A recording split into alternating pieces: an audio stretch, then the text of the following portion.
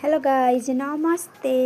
यता मेरो छोरी चाहिँ मामा घरबाट ल्याएको जाम्ना हो के बाबालाई भनेर ल्याइदिएको थियो।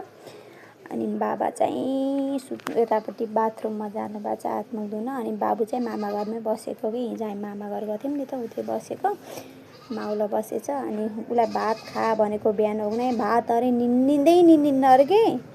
अनि बजारको चिज मात्र खाने भनिरह। अनि मैले जबरजस्ती मुखमा भात हालिदिएको म निन्दैन र भात खुवाउनको लागि कस्तो गरिरह भनेकै मान्दैन। अनि बाबालाई चाहिँ उसले के खानेकुरा ल्याइदिनु भनेको थियो कि।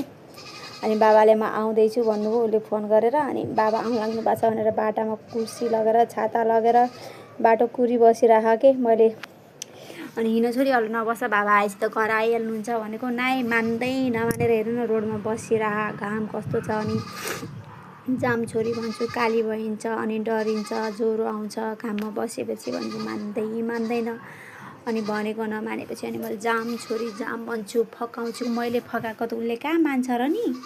अझै गएर बाटामा हेर्नु न। अनि बाटो यस्तरी हेरिरह। अनि बाबा आउने त सुरसारै छैन। बाबा कता हराइहाल्नुभयो बुनुको बाबा। अनि बुनुले हेरिरहेको छ बाटो। अनि मैले रोल किनेर ल्याएर आएर छोरीको हात मुख चिसो पानीले धुएँ। अनि रोल खान दिएको कि छोरी खाऊ भनेर त फकाउनु पऱ्यो नि त केटाकेटीलाई।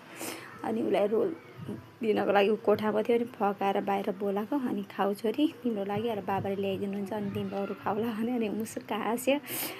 यस्तै हो छोराछोरी त खुसी गराउनै पर्छ। अनि ऊ रोल मजाले खाँदैछ। अनि मैले छोरी तिमी रोलसोल खाऊ अहिले बाबा आइहाल्नुहुन्छ अनि बाबा त तिमीलाई ल्याइदिइहाल्नुहुन्छ नि खानेकुरा भनेर फकाएको क्या। अनि उताबाट बाबा पनि आइहाल्नुभयो। उसको डिमान्ड चाहिँ के थियो भने चाहिँ लस्सी र आइसक्रिम। बाबाले अझै लस्सी पनि गिलासमा ल्याइदिनु पर्छ नि झिल्लीमै हालेर ल्याइदिनु भा। लस्सी र आइसक्रिम ल्याइदिनु भनिरहेको थियो फोन गरेर बाबालाई।